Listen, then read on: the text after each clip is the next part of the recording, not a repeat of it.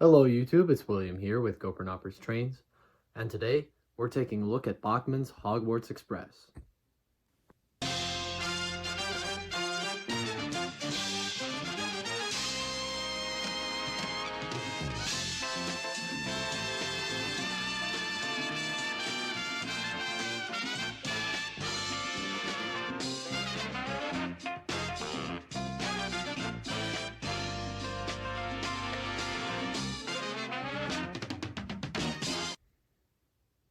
Alrighty, so while we get started, I'd like to just give a little bit of background information on the model and the train. Obviously, this is a model of the Hogwarts Express as it appears in the films, starting with number 1 all the way through the culmination of the series. The real engine used in filming and to portray the locomotive is a Hall class steam locomotive. It's a 4.6, so I believe the name is Olton Hall, but I'm not 100% sure on that, nor am I on pronunciation. In reality, this is a GWR locomotive, or Great Western Railways engine, that has been painted and modified to fit the Hogwarts Castle scheme, but it does retain its real number of 5972. Notable modifications from the prototype include the Hogwarts Express nameplate with school crest, the Hogwarts Castle nameplates on the side, and of course the Hogwarts Express tender logos and livery. Hornby also offers a model of the Hogwarts Express. However, this one differs in that it is Bachmann USA only, not branch line, and that this one does not have an operating headlight anywhere on it. Personally, I prefer the look of the Bachmann model because it doesn't have the headlight, but that is merely subjective. Anyways, we're going to take a look at the details. Up on the front of the engine, just to demonstrate, we have our NEM-style coupler up front, non-sprung bumpers, the Hogwarts Express nameplate up top with insignia. Bit difficult to read like this because it's on camera, but I can assure you it stands out quite well in person. There's a 5972 nameplate, hand-painted lanterns on the pilot, and quite honestly, the entire front half of the engine looks really spectacular. Moving on to the running gear, we have some spoked pilot wheels and drive wheels. The valve gear is quite interesting, as we have this little eccentric up here linked to the crosshead. I'm not familiar with how the prototype locomotive works, however, I assume that is related to the valve gear, and it does operate. You can see it move in operation. We have a very simple 6 driving wheels here and the Hogwarts Castle nameplate just above that. And if we come back to the cab, it is of course lavishly painted with the 5972 nameplates, window inserts, and gold paint around the trim. On top, you can see the smokestack and safety valve cluster are all painted metallic, and the entire engine is just really nice looking. It's not overly detailed. Almost all of the details, with the exception of the handrails, is cast in plastic.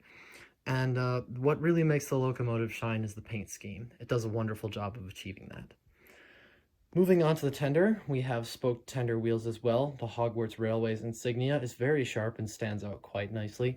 You can even see all of the details on the Hogwarts crest in the center. Moving up to the top is where the aesthetic appeal of the locomotive loses its luster just a bit. The plastic here is very shiny, it looks plasticky, and it looks fake. Fortunately, given the nature of the set, I don't think it detracts from the look at all, really. Looks just fine in operation. Now I'm going to talk about a couple of other operational details on the engine, which include the very minimalistic backhead detailing, some extra detail on the front of the tender, drawbar connections, and then we'll move on to the coaches.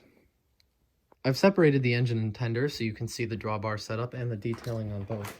You can see the coal spilling through the gate here, and this all looks quite nice.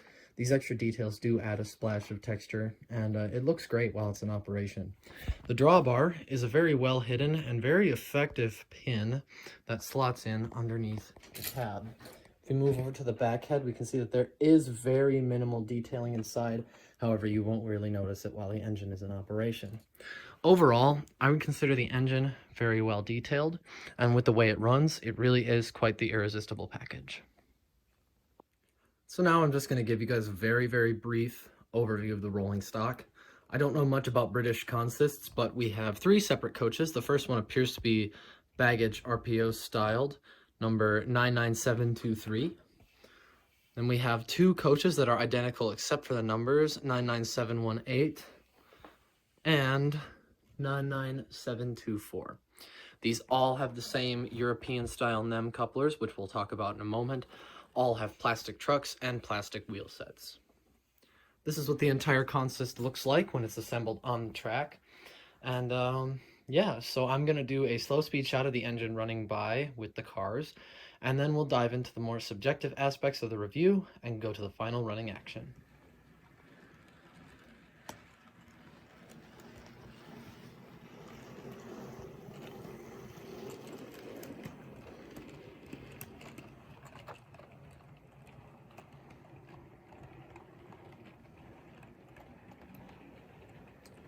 Alright, so now we're going to talk about my subjective thoughts, opinions, and general ideas about the Locomotive. First of all, I want to explain why I bought the thing. As most of you know, I do 99% Rivarossi stuff, and a Bachmann unit isn't uncommon on my layout. But this is my first and only European engine and consist. The reason I bought this is because my girlfriend and I are really, really big fans of the Harry Potter series. I bought this thing because I thought it would be fun to run around the Christmas tree in her dorm room, and eventually I would bring it back to my home layout where it would enjoy a semi-permanent residence when it's not running around the tree. This set serves that purpose wonderfully. It actually comes with an Easy Track oval and power pack. I ended up only using a circle and the included power pack, and it performs very well. Speaking of performance, the engine is very smooth and very quiet. You may notice that it has a bit of an issue with lurching at lower speeds. That is in part because I still need to lubricate the engine after quite a while in service, and because my track is kind of dirty. From a train set standpoint, this thing really does perform much better than I expected to, and at the price I paid, right at $75, I can't complain. Detail-wise, the engine does look pretty phenomenal, and if you're looking for a model of the Hogwarts Express, there's no real way to go wrong here. I do wish that they'd illuminated the lanterns on the front, but the Hornby model does offer some lighting. It's quite abysmal. There's a LED headlight placed at the base of the boiler front. Anyways, one of my favorite features about the engine is a bit unusual. It's the spoked wheels, because you can see each individual wheel on both the engine and tender turning as the engine moves and rolls off. That includes the pilot wheels. Moving back to the coaches, again, no complaints here. These are very robustly built, engine included. Not a lot of fine detail parts to break off when handled by children, and just durable in general. Thick plastic, excellent paintwork, and the trucks are very sturdy, and they roll very freely, surprisingly. One final note on the couplers is that they work very well, and they very, very strongly adhere to each other. It's almost difficult to uncouple them, but I don't find this a complaint necessarily, just more a rolling observation. Further, I recommend that, if at all possible, the set's 3 cars are nice, but a bit insufficient for the entire consist. I've actually got 2 more of them on the way from a trade from my friend. Anyways, if you are a fan looking to run the Hogwarts Express just on its own as a little individual carpet set or around the Christmas tree like myself, there's really no way you can go wrong here. Additionally, let's move over to the set box. The box itself is actually really cool and has some great visuals. Again, this is the Sorcerer's Stone version of the Hogwarts Express. The box insert lifts up like this to reveal some cool artwork. And included is also this really cute little platform 9 3/4 archway. It includes these little signs here, might have been sun yellowed. Most of these examples that you're going to be looking for are used. I would recommend a top dollar of $150 on one of these sets. I'll show you the back end. I don't have the straight sections of Easy Track in here, but it does include terminal track. The transformer is actually in my backpack. But yes. So for my final thoughts and a final review score, I would give this an 8 out of 10. The only reason I don't give it a 10 out of 10 for what it is because unfortunately the drive system does suffer from that lurching. It'll likely be corrected with some lubrication and a bit more running in, but it is something to note. On the other hand, this thing's detailing, paintwork, and everything in between is much more than adequate for a model of this price range and prestige that it carries. If you're looking for a Hogwarts Express model, this is definitely the way to go. All right, and the time has finally come. Let's go ahead and roll it out.